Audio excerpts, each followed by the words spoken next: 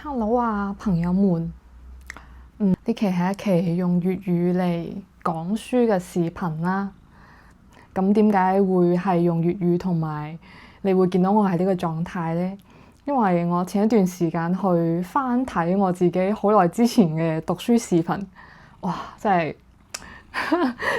越睇越覺得有啲陌生，有啲尷尬，就係點解會咁拘謹呢？就係點解我自己嘅表達會咁尷尬而且不到位啦？咁可能係我將做視頻呢件事其實睇得非常之正式同埋嚴肅，所以其實你每一次都特別係早期嘅視頻，好多我都係寫咗文字稿，準備得好充分先去錄去講，或者係有啲視頻會睇到好精裝嘅我啦。而家睇就係相當尷尬，就係自己點解會而家睇嚟我嗰陣時偶像包袱真係太重啦。咁所以呢一期視頻我係會嘗試用我最日常嘅狀態，就係有啲邋邋遢遢，加上我比較日常嘅口音去做呢一期視頻啦。咁今日要講嘅書就係一個80後嘅韓國作家叫朴尚影，佢嘅一本隨筆集叫《雖然會胖，還是想吃完炸雞再睡》。好多朋友知道呢一個韓國酷兒作家，都係因為舊年嘅一套電視劇叫《大都市愛情法》，就係改編自呢個作家嘅短篇小說集啦。或者係因為呢部小說喺改編之前已經被布克獎提名。咁的確，《大都市愛情法》算係我舊年睇過嘅比較推薦嘅酷兒劇啦。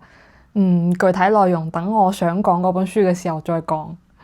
呢幾日就係因為睇嗰部電視劇嘅原著睇得我有啲沮喪，就係感覺我嘅情緒仲喺宇宙哥嗰度未返嚟，所以想揾一部比較輕鬆一啲嘅書可以對沖一下。咁諗下諗下，呢個作者仲有一部隨筆集已經出咗中文版，我仲未睇完，就抄翻出嚟睇啦。有啲神奇嘅就係，當你睇小説家寫嘅隨筆集嘅時候，有啲似係睇小説創作嘅幕後花絮一樣，會令你對小説有一啲去味。首先第一點就係《大都市愛情法》作為一部酷兒小説，肯定會有好大一部分嚟自作家本人嘅生活經歷，但係作家本人朴尚影肯定唔完全等於小説嘅主人公高英。因為小説嘅主人公都係一個作家啦，都係寫酷兒嘅成長經歷同埋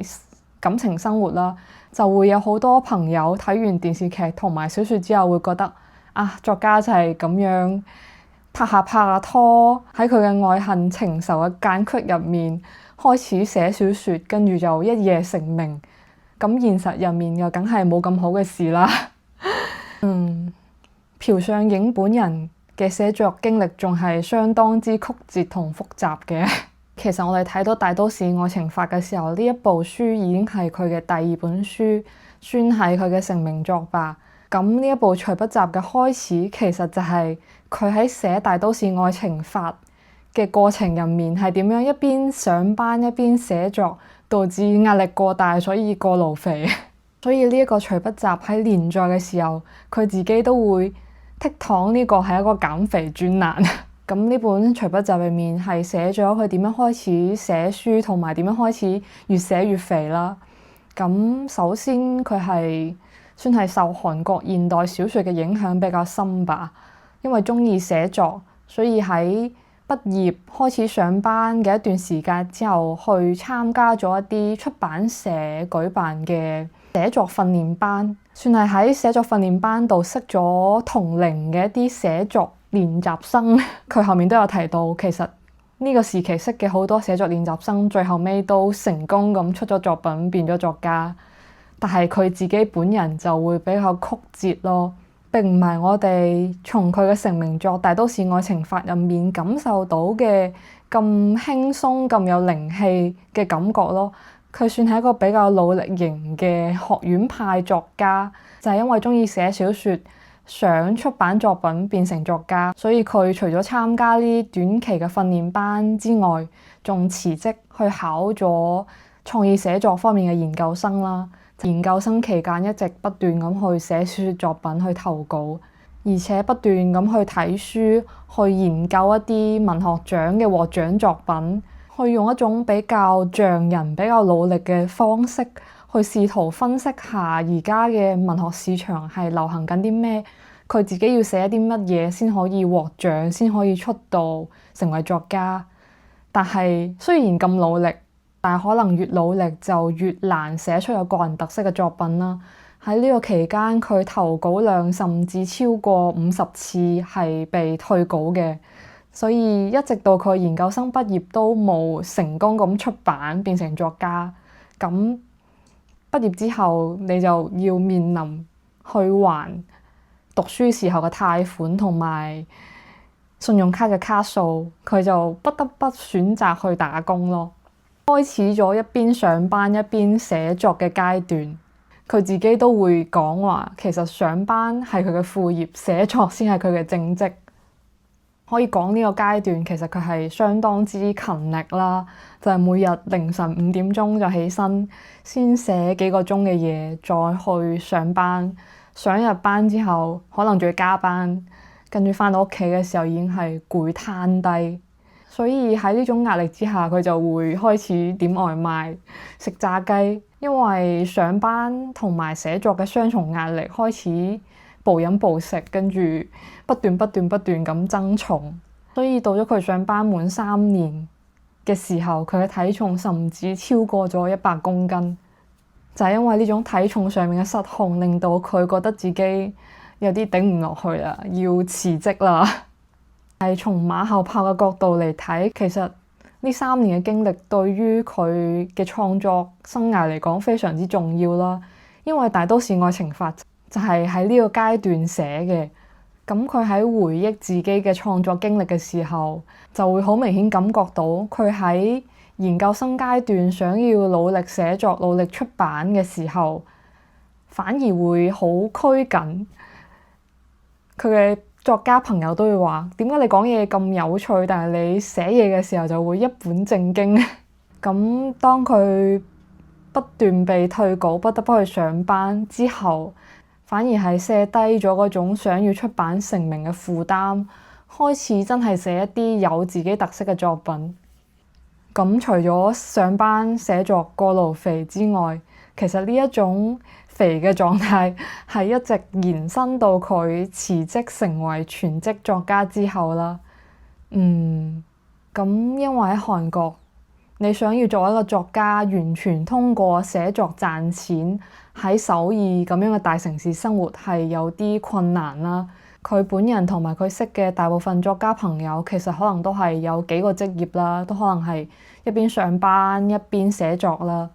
如果你想做全職作家，淨係通過寫作賺錢嘅話，咁你除咗好勤奮咁樣去寫作品之外，你仲要好頻繁咁出席一啲社交場合啊，去一啲書店嘅活動啊，去一啲影展啊，或者係喺自媒體度接受一啲採訪，即係通過不斷咁樣刷臉先可以保持一定嘅流量，先可以賣書賺錢去支持你繼續寫作。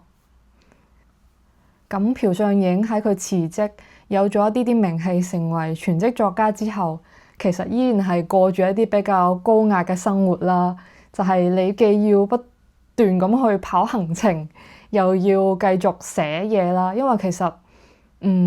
從佢寫嘅嘢睇嚟，韓國嘅作家市場都頗為競爭激烈。就係你喺出咗名之後，出版社就會好快要求你快啲去寫新嘅嘢，趁住有呢一波熱度繼續出版新嘅作品。咁就變咗你要不斷咁樣趕稿啦。佢自己喺趕稿嘅狀態入面，又會不斷咁樣點外賣啦，不斷咁樣暴飲暴食去宣泄壓力啦。咁其實喺佢辭職做咗全職作家，並且俾錢去參加咗一啲健身課程之後，其實並冇成功咁樣減重啦。咁作為一個減肥專欄，加上要出版嘅隨筆集，咁作者喺最後你都要起碼有一個結束嘅態度，作品慢慢受到咗認可，加上作家本人自己嘅成長。其實佢都會慢慢慢慢對自己嘅外形、自己會好容易肥嘅體質有咗一啲接納同埋和解啦。唉，咁其實睇呢本隨筆集嘅過程都算係比較幽默輕鬆，我大概睇咗大半日吧。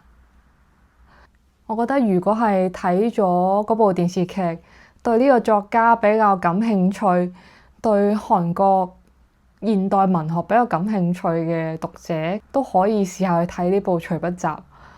有一個觀點就係寫隨筆集為主嘅作家去寫小說，通常嗰部小說都會特別難睇，但係寫小說嘅作家去寫隨筆集，通常呢個隨筆集都還 OK。我個人對於呢部隨筆集嘅評價都算相當唔錯。咁大概就係咁。